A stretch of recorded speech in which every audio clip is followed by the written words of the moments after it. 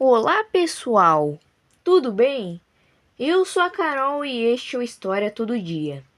Hoje falarei sobre o governo de Floriano Peixoto, que estendeu-se de 1891 a 1894, marcado pelo autoritarismo do presidente e por duas grandes revoltas que aconteceram no Brasil. O governo de Floriano Peixoto foi o segundo governo do Brasil durante o período republicano, estendendo-se de 1891 a 1894, logo depois da renúncia de Deodoro da Fonseca. Os anos de governo de Floriano Peixoto ficaram marcados pelos acontecimentos relacionados à Revolta da Armada e à Revolução Federalista.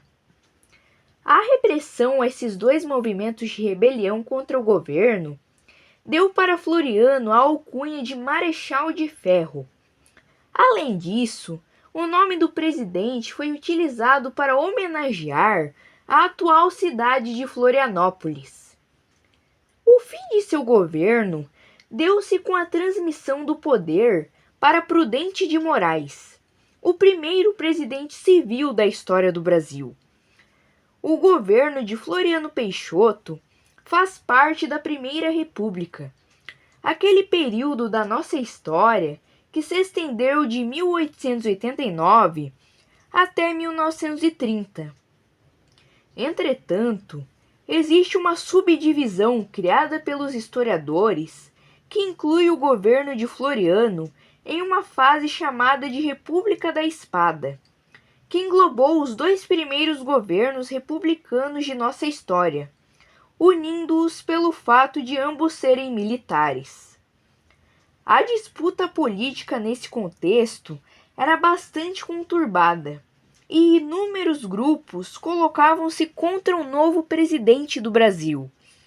Os deodoristas eram o maior grupo de oposição ao novo presidente, e a decisão de Floriano de substituir os presidentes de Estado ia de encontro a esse fato.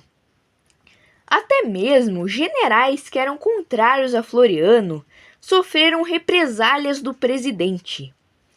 Alguns militares não estavam satisfeitos com a posse de Floriano e exigiam a realização de eleição presidencial. Eles redigiram um documento no dia 31 de março de 1892, demonstrando sua insatisfação com o governo, e foram demitidos de seus cargos e aposentados compulsoriamente.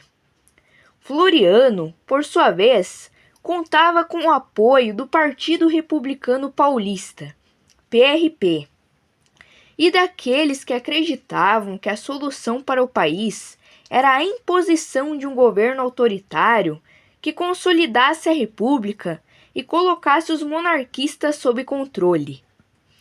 Do ponto de vista constitucional, a posse de Floriano era ilegal, porque a Constituição de 1891, em seu artigo 42, definia que se o cargo de presidente ficasse vago nos primeiros 2 anos de governo, nova eleição deveria ser convocada. Mas por uma questão de conveniência, visando a estabilização do país, os parlamentares ignoraram a lei. O quadro político caótico do país fez com que o país tomasse o caminho do conflito armado, e 2 grandes revoltas aconteceram em seu governo. A primeira delas foi a Revolta da Armada, que aconteceu entre setembro de 1893 e março de 1894 na Marinha.